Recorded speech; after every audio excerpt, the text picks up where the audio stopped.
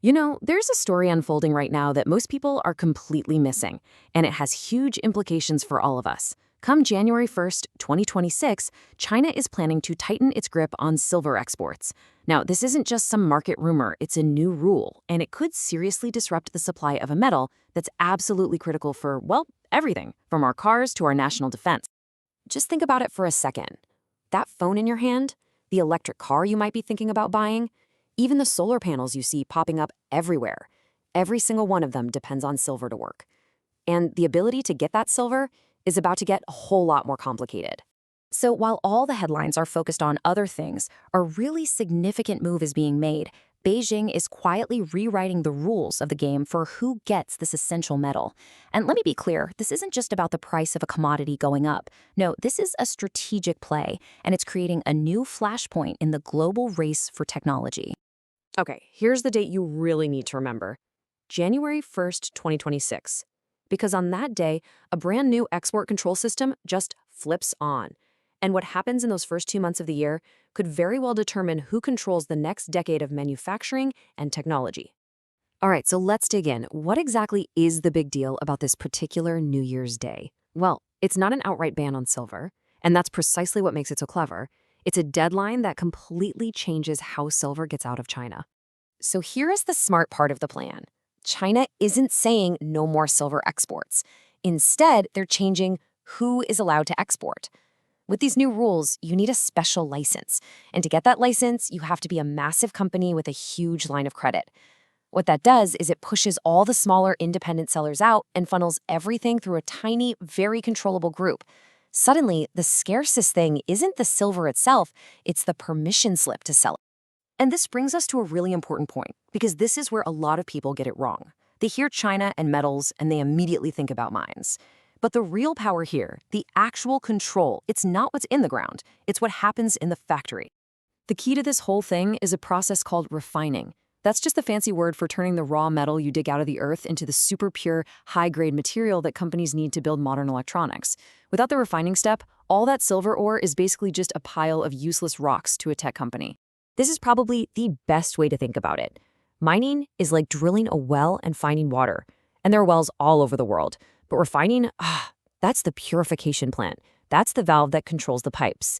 If you control that valve, you get to decide who's thirsty and who gets to drink. And that is the position China is moving into. Now, here's what makes this so potent. This isn't happening in a calm, stable market. The silver market is already stretched incredibly thin. For years, we've been using more silver than we've been mining, and our global stockpiles have been shrinking. We're already seeing the warning signs. Folks in Asia are paying way more for an actual physical bar of silver than the paper price you see on the screen. That's the market screaming, we don't want promises, we need the real metal right now. Okay, so let's bring this all back home. Back to the things you see and use every single day. Because silver isn't just a precious metal for jewelry anymore.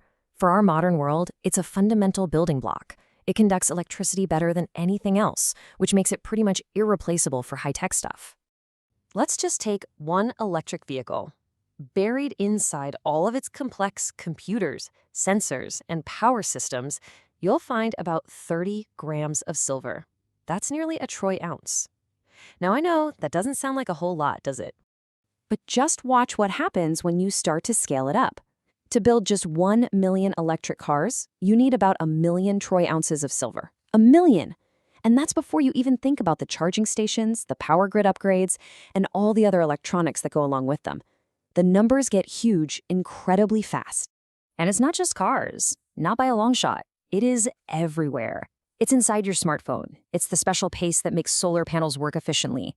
And maybe most critically, it's a vital part of our national defense. We're talking missile guidance systems and communications gear, the kind of stuff that absolutely has to work, no matter what.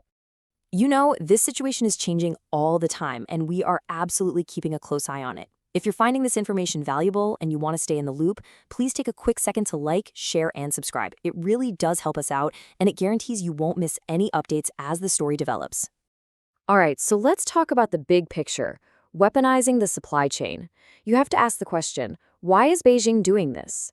Well, the honest answer is because it's a strategy that has worked for them before. This move with silver isn't some random one-off idea. It fits perfectly into a pattern. The playbook is actually quite simple, and it's incredibly effective. First, you identify a material that the modern world simply cannot live without. Think rare earth metals for your phone or battery materials.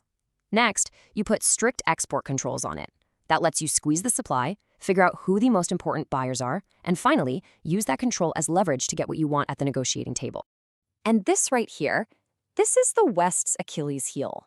The United States, for example, imports a massive amount of the silver it needs. And here's the kicker. Unlike oil, where we have a strategic reserve, there's no giant government stockpile of silver to fall back on. Our dependence on other countries for refined silver is the weakest link in our entire supply chain. So what happens in 2026? Let's talk about the domino effect. It's easy to just say, oh, prices will go up, but the real story here is much bigger than that. It has a lot more to do with power and control than it does with price. The first domino to fall will absolutely be cost. The price of a new car, a new phone, it's going to go up. But then it gets worse. You'll see production delays because companies just can't get the materials they need. Then you might see allocation caps, where it doesn't matter how much money you have, you're only allowed to buy your rationed amount. And that's when silver becomes a political tool. And that leads us to this quote, which really just sums up the entire strategy perfectly. By getting control of just one critical point in the system, that refining valve, you can influence the entire global technology industry. This is quite literally how you weaponize a supply chain without ever firing a shot. So as we look towards 2026, the question we all need to be asking isn't just a financial one. It isn't, will the price of silver go up? The real geopolitical question is this. When access to a material this essential becomes controlled by a single tap, what is the West willing to trade away? What are we willing to concede just to keep that tap from being turned off? Because that, right there, is the game that's about to be played.